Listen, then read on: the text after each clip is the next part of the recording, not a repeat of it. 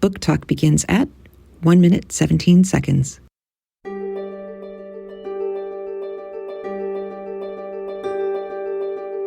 Welcome to CraftLit,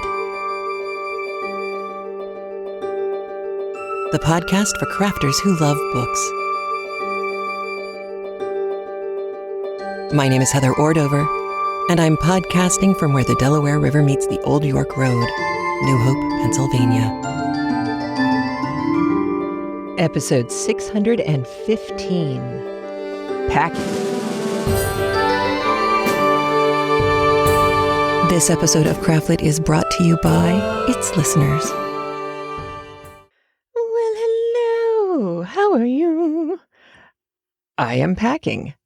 I am packing to go on the trip. And of course, part of what has to be decided when going upon a trip is what crafty bits you take and how to limit those crafty bits so that you and your clothes can also go on the trip. So that's where my brain is right now. So today I have 2 chapters for you, Chapter 7 and Chapter 8. And both of them are going to give us some important character exposition, but in a very Dumas-y kind of way. And I'll just put this out there. You know, there's that joke about how over time people start to look like their pets. There's some of that going on, but with human people in here, I think. I think that's part of what we're supposed to see as a joke. So keep your ears open for that. You're also going to get more ridiculous logic in today's episode. Actually, the next few episodes, you're going to get a lot of ridiculous logic. Most of it coming from D'Artagnan. Doesn't mean it's not good thinking. Just means, or at least it doesn't mean that the outcome of the thinking won't be good. It just means that the logic by which they get there is ridiculous. As far as terminology goes, there are several things that I think are, a couple of them are really interesting. One, lackeys. We've heard this term before. It is not as negative back then as it sounds today. Back then it was a servant, sometimes liveried servants. So people who had a formal attire for working for the person for whom they're working. Wow, that was a lousy sentence. There's another term, compeer, which I've heard over and over again, but I've never actually gone to look it up. And it is exactly, Heather, what it sounds like. Somebody who is a peer in the workplace, somebody who you are working with alongside of, who is at the same level as you. We've got a mercer, which is another name for haberdasher. So haberdashery for us here is making of men's clothes and accoutrement. And mercer is the term that you're going to hear instead of haberdasher. Rich is Croesus. Croesus was the king of Lydia in 585 BC, and he was rich. There you go. You will hear people referred to as, in one case, a Picard, and in another case, as a Berrichon. Picards are from Picardy, which was a northern region in France. I think it still might be. It's like one province away from Belgium. So it's up near the Somme. And then the other one is Berrichon. And this I found really interesting, not because of how it's being used in the book, but just because it's kind of wild. When I looked at Berrichon, it was very clear that somebody who's coming from the central part of France. There's an area called Berry. It's spelled Berry, or at least it was. But what Berry was known for were Berrichon horses, and that is spelled Berrichon. Those horses were bred to be draft horses. They were really known. It's like a Clydesdale today. It would be a workhorse that was worth it. It was worth going to the trouble of getting one of these horses. And over time, they started to get crossbred with other breeds, and now there are no more Berrichon draft horses anywhere. It's been bred out. So I just thought that was a kind of curious tidbit. We're going to hear more today about Queen Anne of Austria and the Duke of Buckingham. He's not talked about quite so much yet. He filters in over the next couple of episodes. Well, 3 or 4 episodes.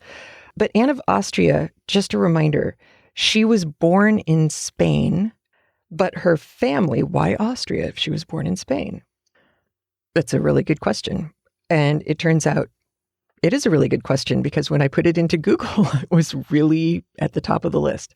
So it is because the Spanish rulers, the family that was in power at the time, actually also belonged to a senior branch of the House of Austria. And the House of Austria eventually becomes the Habsburgs. So Anne of Austria spoke many languages, but she was originally Spanish and certainly felt more comfortable around people from Spain. As a consequence, she was never, well, I don't think this had that much to do with her. She was certainly in a lousy situation, but she was never really accepted at court. And so she was very isolated and very sad. And part of that sadness, I would imagine, is that she got married at the age of 14 to Louis XIII. Neither of them wanted to do the marriage thing all that much.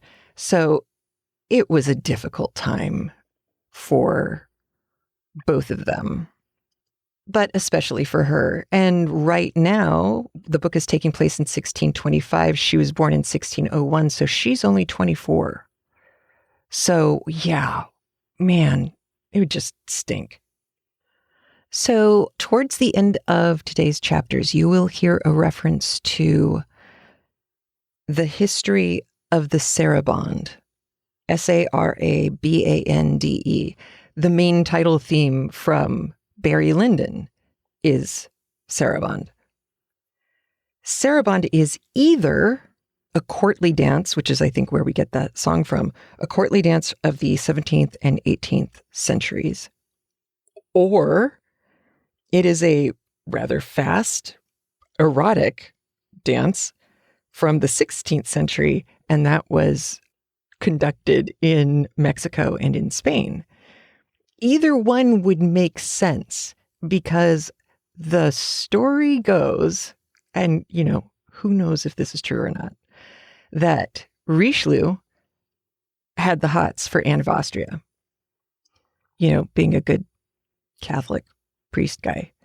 So he decided to woo her by dressing up and performing the Sarabande. Again, could have been either one. And she was completely unmoved. And that is why you are going to hear the word vengeance show up. It goes by really quickly. That's why I wanted to make sure you knew it ahead of time, because it makes more sense once you know that about the Sarabande. Okay, and as with so many books from this time period, you're going to hear guys trashing women and each other and servants and all of that stuff. And boy, howdy, am I glad we live now.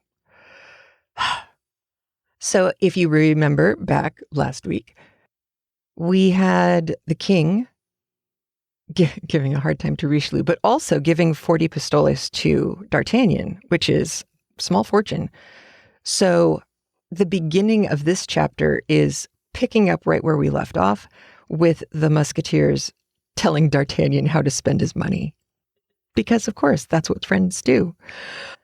All right, so if you are listening to these chapters elsewhere, like the one that I've been listening to narrated by John Lee, Lee, the time to jump to come meet me for the post-chapter talk is 51 minutes, 16 seconds.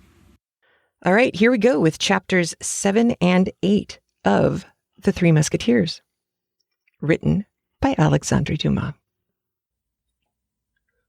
The interior of the Musketeers.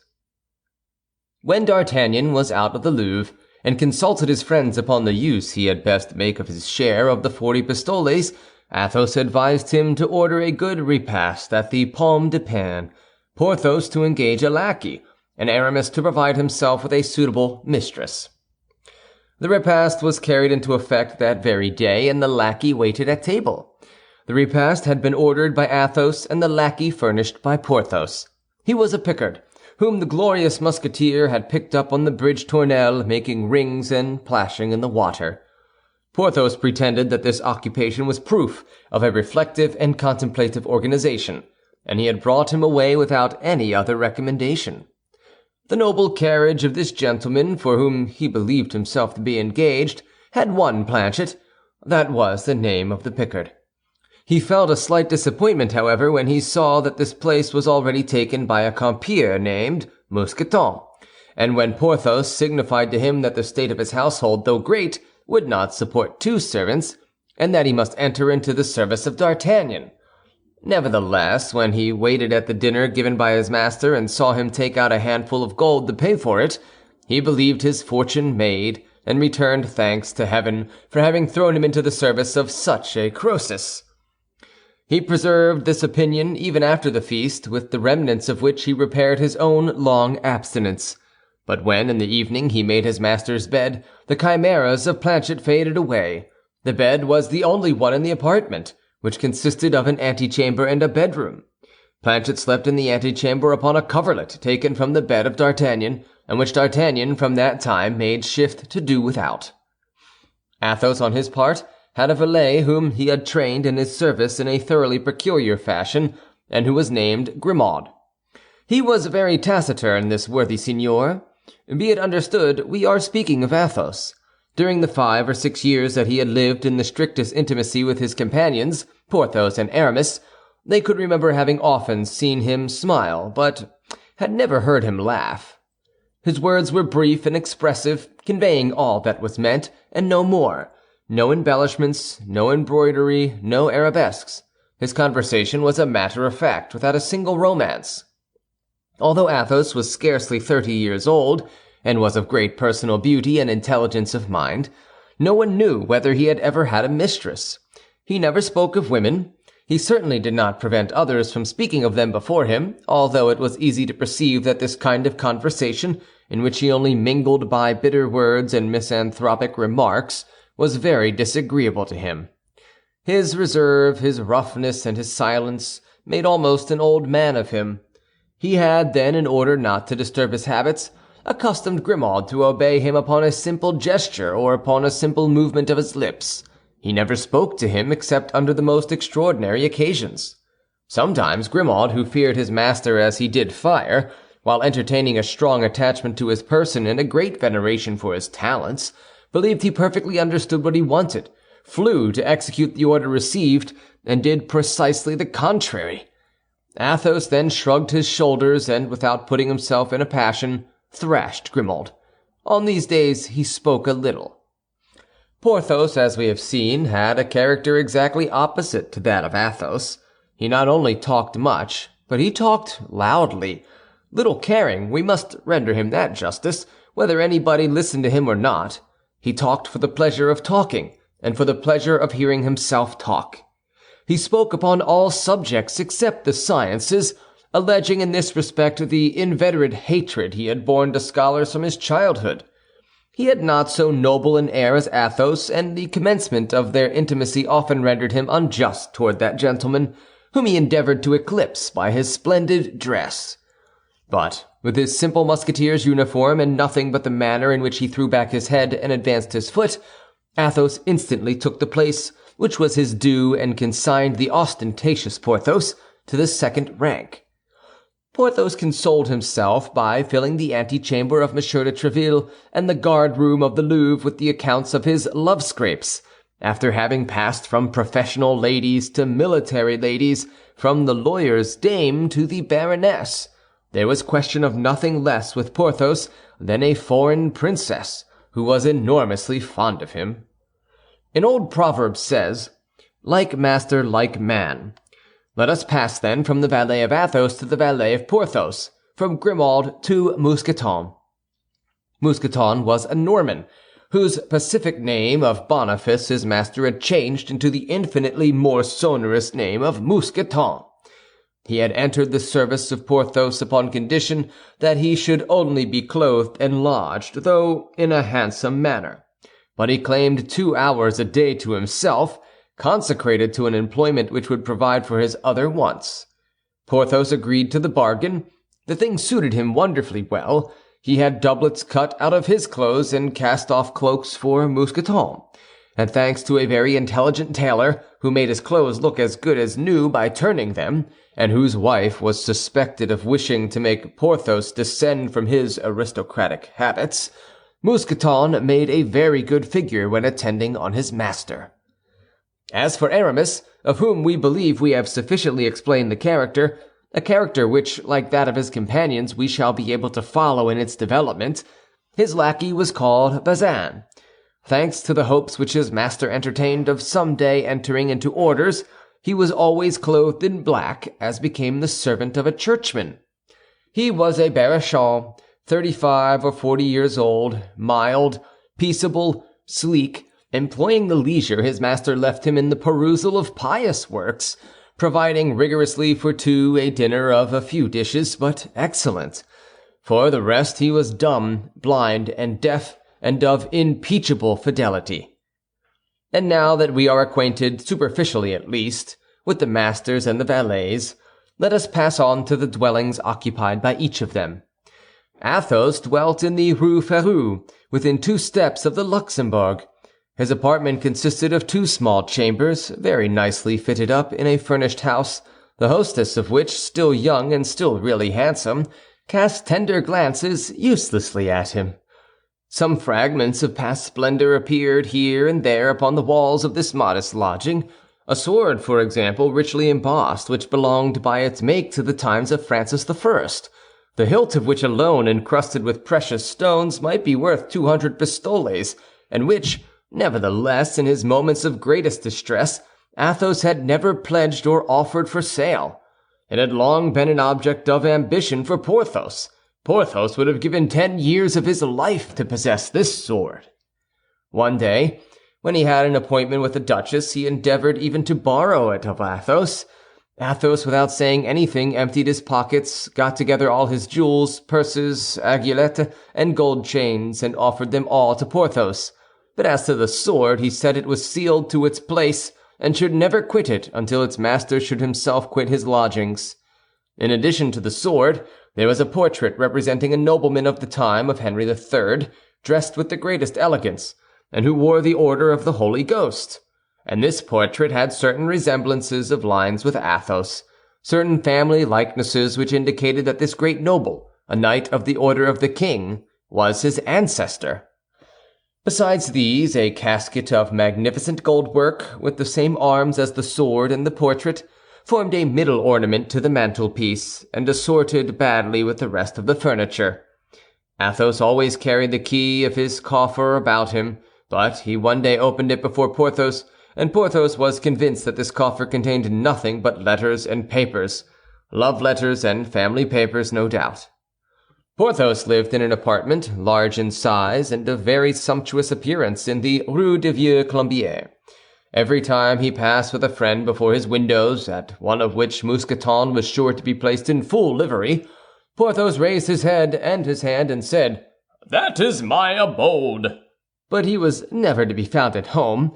He never invited anybody to go up with him, and no one could form an idea of what his sumptuous apartment contained in the shape of real riches.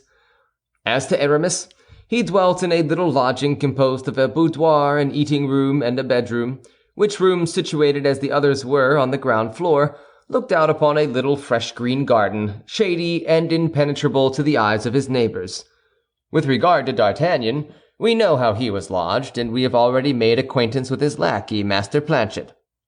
D'Artagnan, who was by nature very curious, as people generally are who possess the genius of intrigue, did all he could to make out who Athos, Porthos, and Aramis really were, for under these pseudonyms each of these young men concealed his family name. Athos in particular, who a league away savored of nobility. He addressed himself then to Porthos to gain information respecting Athos and Aramis, and to Aramis in order to learn something of Porthos. Unfortunately, Porthos knew nothing of the life of his silent companion, but what revealed itself. It was said Athos had met with great crosses in love, and that a frightful treachery had forever poisoned the life of this gallant man. What could this treachery be?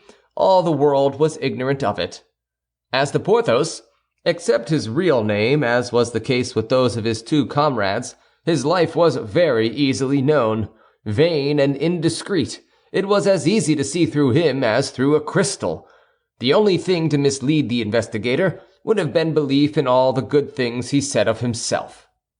With respect to Aramis, though having the air of having nothing secret about him, he was a young fellow made up of mysteries, answering little to questions put to him about others, and having learned from him the report which prevailed concerning the success of the Musketeers with the princess, wished to gain a little insight into the amorous adventures of his interlocutor.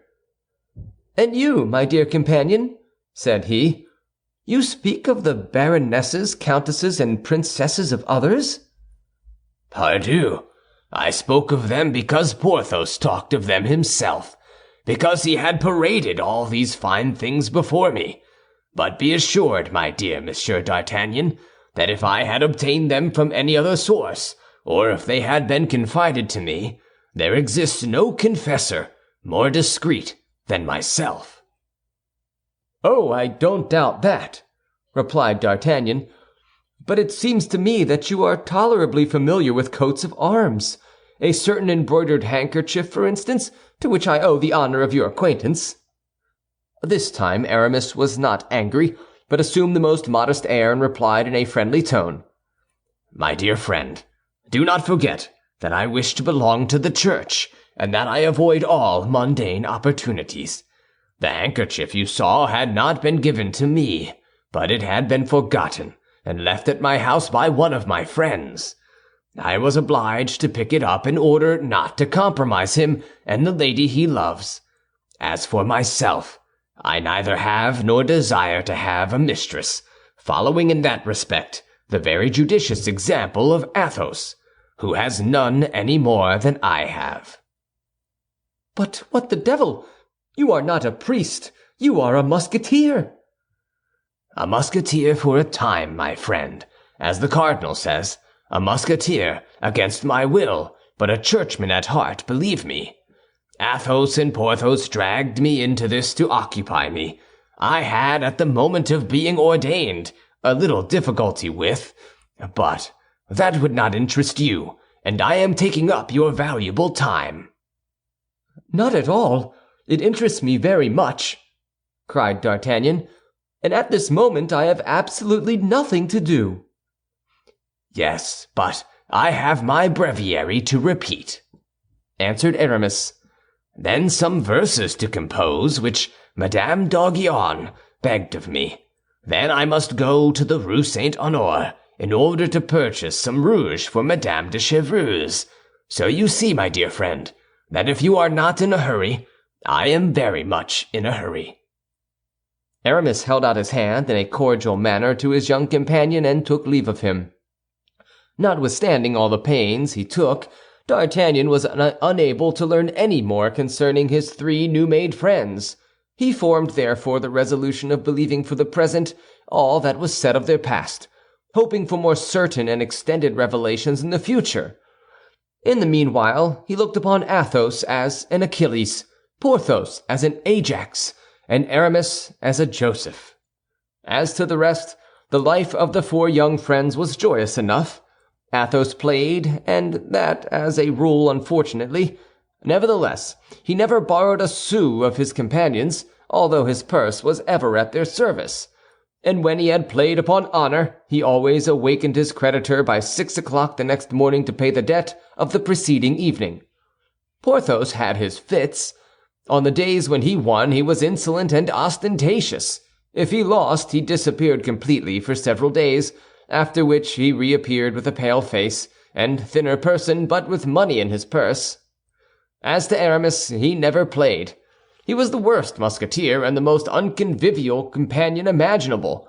He had always something or other to do, Sometimes in the midst of dinner, when everyone, under the attraction of wine and in the warmth of conversation, believed they had 2 or 3 hours longer to enjoy themselves at table, Aramis looked at his watch, arose with a bland smile, and took leave of the company to go, as he said, to consult a casuist with whom he had an appointment. At other times he would return home to write a treatise, and requested his friends not to disturb him. At this Athos would smile with his charming melancholy smile, which so became his noble countenance, and Porthos would drink, swearing that Aramis would never be anything but a village curé. Planchet, D'Artagnan's valet, supported his good fortune nobly. He received 30 sous per day, and for a month he returned to his lodgings gay as a chaffinch, and affable towards his master. When the wind of adversity began to blow upon the housekeeping of the Rue des Fossoyeurs, that is to say, when the 40 pistoles of King Louis XIII were consumed, or nearly so, he commenced complaints which Athos thought nauseous, Porthos indecent, and Aramis ridiculous. Athos counseled D'Artagnan to dismiss the fellow.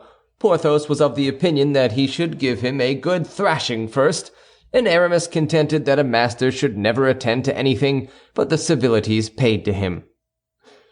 "That is all very easy for you to say," replied D'Artagnan. "For you, Athos, who live like a dumb man with Grimaud, who forbid him to speak, and consequently never exchange ill words with him. For you, Porthos, who carry matters in such a magnificent style, and are a god to your valet Mousqueton.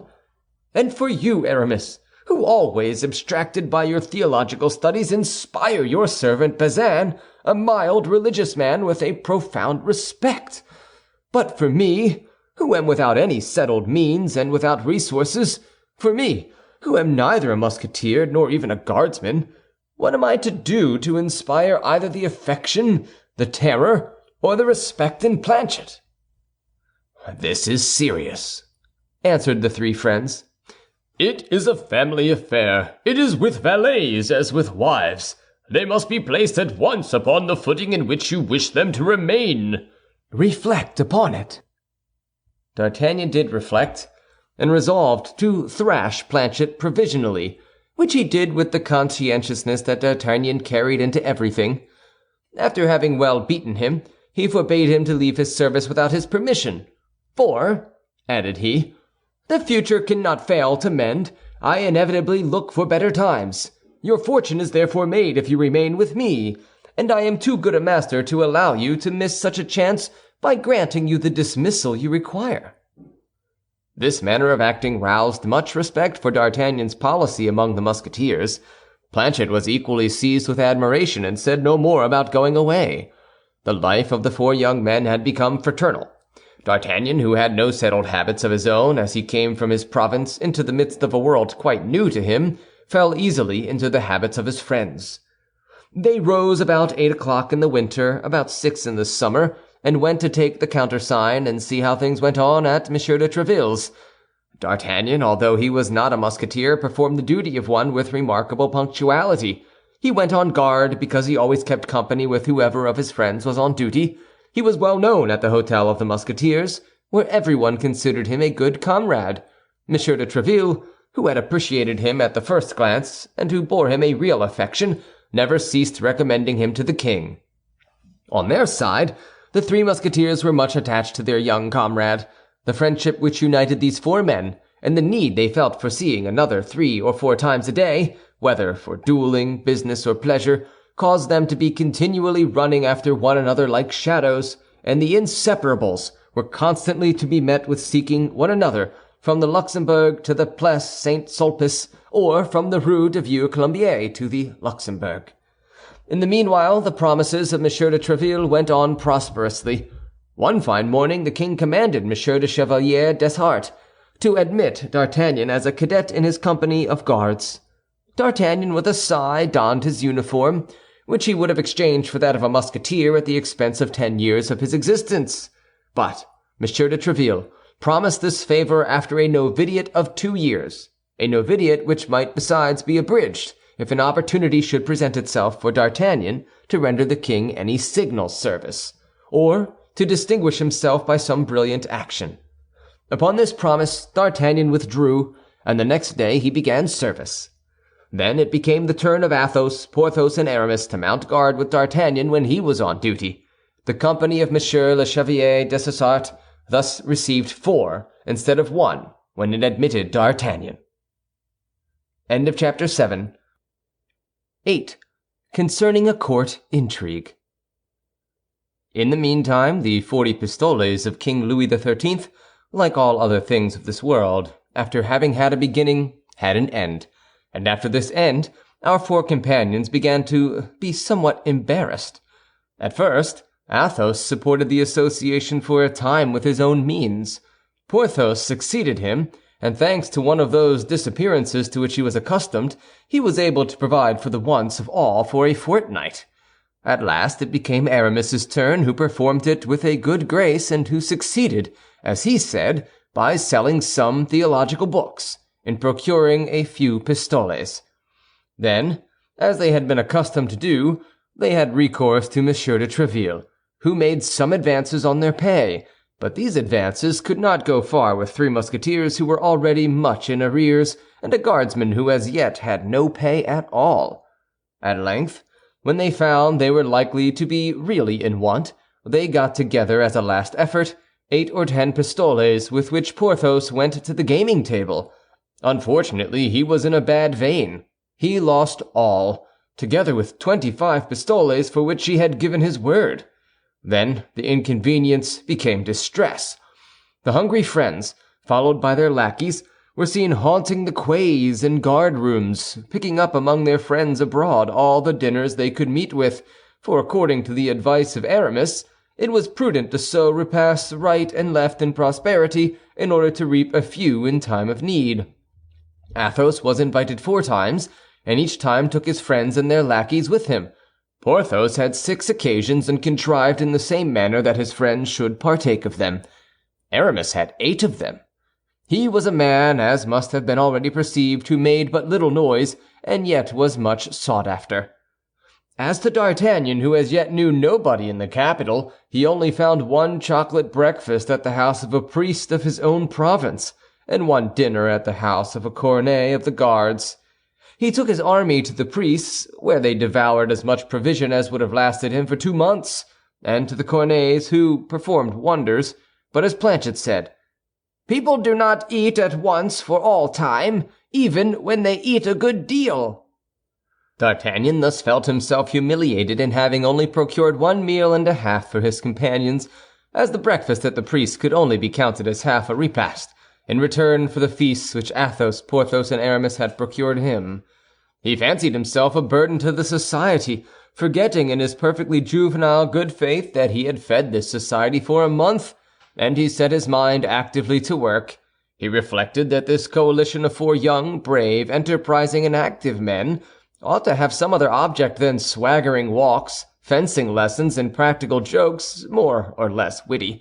In fact, 4 men such as they were, 4 men devoted to one another from their purses to their lives, 4 men always supporting one another, never yielding, executing singly or together the resolutions formed in common, 4 arms threatening the 4 cardinal points, or turning toward a single point, must inevitably either subterraneously in open day, by mining in the trench, by cunning, or by force, open themselves a way toward the object they wish to attain, however well it might be defended, or however distant it may seem. The only thing that astonished D'Artagnan was that his friends had never thought of this. He was thinking by himself, and even seriously racking his brain to find a direction for this single force 4 times multiplied, with which he did not doubt, as with the lever for which Archimedes sought, they should succeed in moving the world when someone tapped gently at his door. D'Artagnan awakened Planchet and ordered him to open it. From this phrase, D'Artagnan awakened Planchet, the reader must not suppose it was night, for that day was hardly come. No, it had just struck 4. Planchet, 2 hours before, had asked his master for some dinner, and he had answered him with the proverb, "He who sleeps dines," and Planchet dined by sleeping.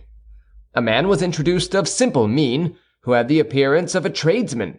Planchet, by way of dessert, would have liked to hear the conversation, but the citizen declared that to D'Artagnan, what he had to say being important and confidential, he desired to be left alone with him. D'Artagnan dismissed Planchet and requested his visitor to be seated. There was a moment of silence, during which the two men looked at each other as if to make a preliminary acquaintance, after which D'Artagnan bowed as a sign that he listened. "I have heard Monsieur d'Artagnan spoken of as a very brave young man," said the citizen, "and this reputation which he justly enjoys has decided me to confide a secret to him."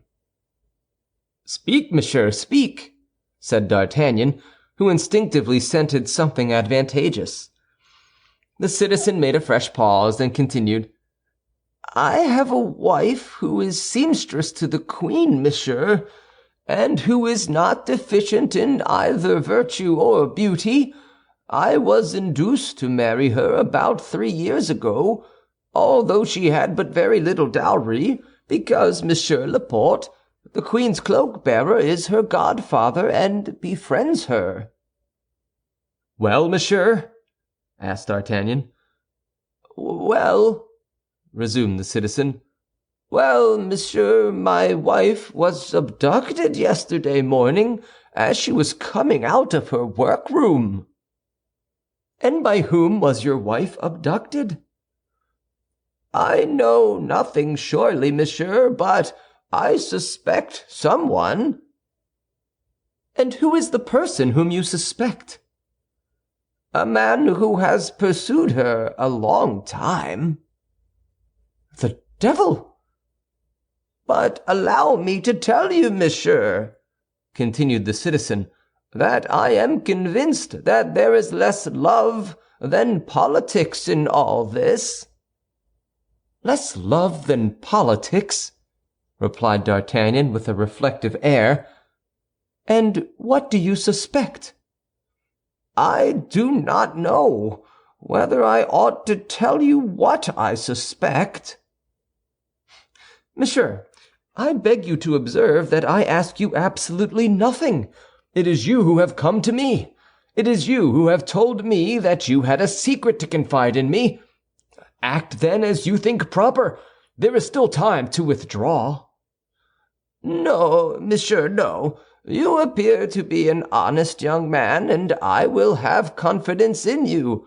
I believe, then, that it is not on account of any intrigues of her own that my wife has been arrested, but because of those of a lady much greater than herself." "Ha, ha! Can it be on the account of the amours of Madame de Bois Tracy?" said D'Artagnan, wishing to have the air in the eyes of the citizen of being posted as to court affairs. "Higher, monsieur, higher." "Of Madame d'Aiguillon?" "Still higher." "Of Madame de Chevreuse?" "Of the—" D'Artagnan checked himself. "Yes, monsieur," replied the terrified citizen, in a tone so low that he was scarcely audible. "And with whom?" "With whom can it be, if not the Duke of—" "The Duke of—" "Yes, monsieur," replied the citizen, giving a still fainter intonation to his voice. "But how do you know all of this?" "How do I know it?" "Yes, how do you know it? No half-confidence, or— You understand." "I know it from my wife, monsieur, from my wife herself." "Who learns it from whom?" "From Monsieur Laporte. Did I not tell you that she was the goddaughter of Monsieur Laporte, the confidential man of the queen? Well, Monsieur Laporte placed her near her Majesty in order that our poor queen might at least have someone in whom she could place confidence. Abandoned as she is by the king, watched as she is by the cardinal, betrayed as she is by everybody." "Ha ha! It begins to develop itself," said D'Artagnan. "Now, my wife came home 4 days ago, monsieur.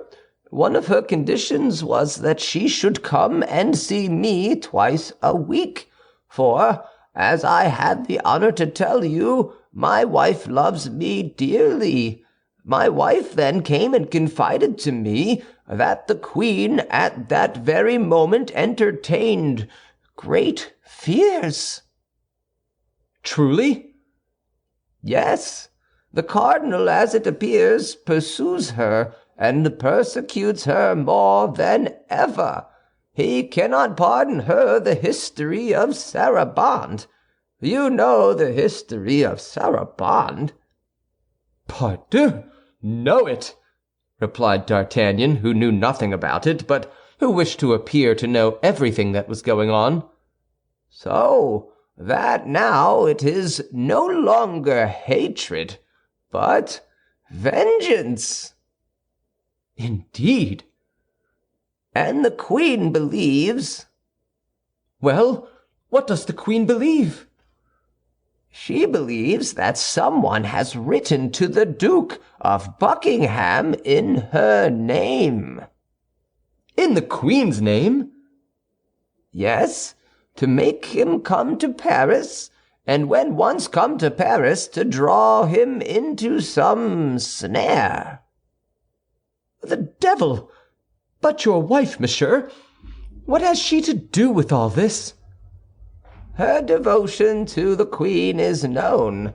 They wish either to remove her from her mistress or to intimidate her, in order to obtain her majesty's secrets, or to seduce her and make use of her as a spy." "That is likely," said D'Artagnan. "But the man who has abducted her, do you know him?" "I have told you that I believe I know him." "His name?" "I do not know that. What I do know is that he is a creature of the cardinal, his evil genius." "But you have seen him?" "Yes, my wife pointed him out to me one day." "Has he anything remarkable about him by which one may recognize him?" "Oh, certainly. He is a noble of very lofty carriage, black hair, swarthy complexion, piercing eye, white teeth, and has a scar on his temple." "A scar on his temple?" cried D'Artagnan. "And with that, white teeth, a piercing eye, dark complexion, black hair, and haughty carriage? Why, that's my man of Meung." "He is your man, do you say?" "Yes, yes, but that has nothing to do with it. No, I am wrong. On the contrary, that simplifies the matter greatly. If your man is mine, with one blow I shall obtain 2 revenges. That's all. But where to find this man?" "I know not." "Have you no information as to his abiding place?" "None. One day, as I was conveying my wife back to the Louvre, he was coming out as she was going in, and she showed him to me." "The devil! The devil!" murmured D'Artagnan. "All this is vague enough. From whom have you learned of the abduction of your wife?" "From Monsieur Laporte." "Did he give you any details?" "He knew none himself." "And you have learned nothing from any other quarter?" "Yes, I have received—" "What?" "I fear I am committing a great imprudence." "You always come back to that. But I must make you see this time that it is too late to retreat." "I do not retreat, mordieu!" cried the citizen, swearing in order to rouse his courage. "Besides, By the faith of Bonacieux." "You call yourself Bonacieux?" interrupted D'Artagnan. "Yes, that is my name." "You said, then, by the word of Bonacieux. Pardon me for interrupting you, but it appears to me that that name is familiar to me." "Possibly, monsieur. I am your landlord." "Ha, ha!" said D'Artagnan, half rising and bowing. "You are my landlord?" "Yes, monsieur, yes. And as it is 3 months since you have been here, and though distracted as you must be in your important occupations, you have forgotten to pay me my rent. As I say, I have not tormented you a single instant. I thought you would appreciate my delicacy." "How can it be otherwise, my dear Bonacieux?" replied D'Artagnan. "Trust me, I am fully grateful for such unparalleled conduct, and if, as I told you, I can be of any service to you—" "I believe you, monsieur, I believe you. And as I was about to say, by the word of Bonacieux, I have confidence in you." "Finish, then, what you were about to say." The citizen took a paper from his pocket and presented it to D'Artagnan. "A letter?" said the young man. "Which I received this morning." D'Artagnan opened it, and as the day was beginning to decline, he approached the window to read it. The citizen followed him. "Do not seek your wife," read D'Artagnan. "She will be restored to you, and there is no longer occasion for her. If you make a single step to find her, you are lost." "That's pretty positive," continued D'Artagnan. "But after all, it is but a menace." "Yes, but that menace terrifies me. I am not a fighting man at all, monsieur, and I am afraid of the Bastille." "Huh!" said D'Artagnan. "I have no greater regard for the Bastille than you. If it were nothing but a sword thrust, why then—" "I have counted upon you on this occasion, monsieur." "Yes?" "Seeing you constantly surrounded by Musketeers of a very superb appearance, and knowing that these Musketeers belonged to Monsieur de Tréville, and were consequently enemies of the cardinal, I thought that you and your friends, while rendering justice to your poor queen, would be pleased to play his Eminence an ill turn." "Without doubt." "And then I have thought that considering 3 months' lodging, about which I have said nothing—" "Yes, yes, you have already given me that reason, and I find it excellent." "Reckoning still further that as long as you do me the honor to remain in my house, I shall never speak to you about rent." "Very kind." "And adding to this, if there need be of it, meaning to offer you 50 pistoles, if against all probability you should be short at the present moment." "Admirable! You are rich, then, my dear Monsieur Bonacieux?" "I am comfortably off, monsieur, that's all. I have scraped together some such things as an income of 2,000 or 3,000 crowns in the haberdashery business, but more particularly in venturing some funds in the last voyage of the celebrated navigator Jean Mocquet, so that you understand, monsieur." "But," cried the citizen. "What?" demanded D'Artagnan. "Whom do I see yonder?" "Where?" "In the street, facing your window, in the embrasure of that door, a man wrapped in a cloak." "It is he!" cried D'Artagnan and the citizen at the same time, each having recognized this man. "Ha, ha! This time," cried D'Artagnan, springing to his sword, "this time he will not escape me!" Drawing his sword from its scabbard, he rushed out of the apartment. On the staircase he met Athos and Porthos, who were coming to see him. They separated, and D'Artagnan rushed between them like a dart. "Ha! Where are you going?" cried the two Musketeers in a breath. "The man of Meung," replied D'Artagnan, and disappeared. D'Artagnan had more than once related to his friends his adventure with the stranger, as well as the apparition of the beautiful foreigner, to whom this man had confided some important missive. The opinion of Athos was that D'Artagnan had lost his letter in the skirmish. A gentleman, in his opinion, and according to D'Artagnan's portrait of him, the stranger must be a gentleman, would be incapable of the baseness of stealing a letter. Porthos saw nothing in all this but a love-meeting given by a lady to a cavalier, or by a cavalier to a lady, which had been disturbed by the presence of D'Artagnan and his yellow horse. Aramis said that as these sorts of affairs were mysterious, it was better not to fathom them. They understood then, from the few words which escaped from D'Artagnan, what affair was in hand, and as they thought that overtaking this man or losing sight of him, D'Artagnan would return to his rooms, they kept on their way. When they entered D'Artagnan's chamber, it was empty, the landlord dreading the consequences of the encounter which was doubtless about to take place between the young man and the stranger, had, consistent with the character he had given himself, judged it prudent to decamp. End of chapter 8.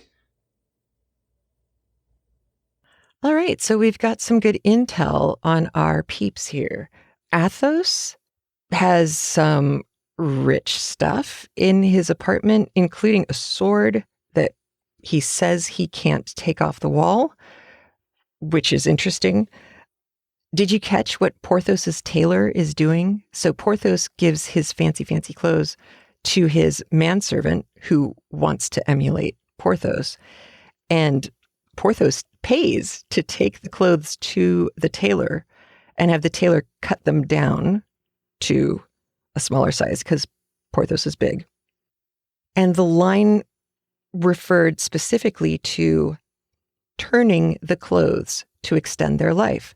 So if your fabrics that you're wearing were getting worn or sun-bleached, or, just worn down and tired, turning them, reversing the fabric, can give it a whole new life.